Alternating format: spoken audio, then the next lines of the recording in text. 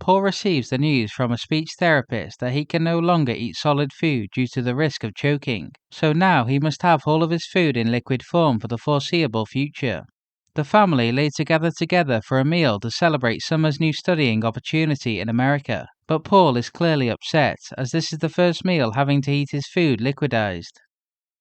Later in the week, Summer says goodbye to her family as she embarks on a term of studying abroad in America. It seems it is a very emotional goodbye, especially considering what Paul is currently going through.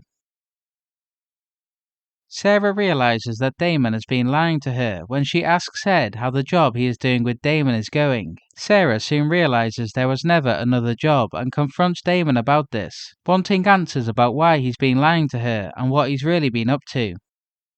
Later in the week, Sarah finds Adam and asks him to put the sale of their flat on hold for now, as it seems she is having cold feet about moving into a house with Damon.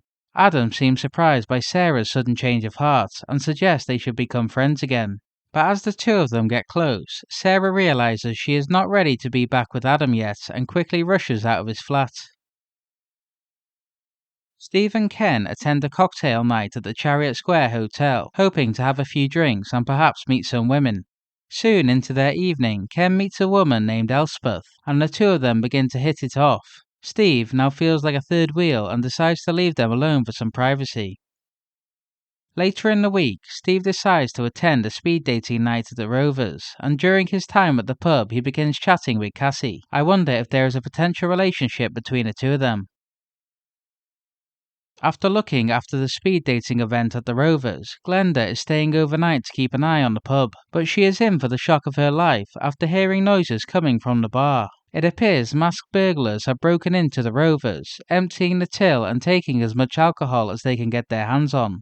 Glenda is horrified as she walks out and interrupts the robbery. The intruders then threaten her with a baseball bat and give her instructions to remain on the ground until they leave.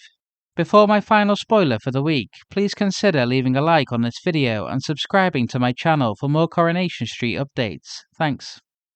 Also on Coronation Street next week, Daisy's mother Christina returns back to the street, but only to receive a frosty reception from Daisy and Jenny. Ryan is curious as to why they are not pleased to see her, as Ryan still thinks that Christina gave them the money to buy the Rovers. I wonder if Christina will blow their cover and tell Ryan she was nothing to do with buying the pub. This could potentially expose Jenny and Daisy for taking the money from the factory to buy the pub back.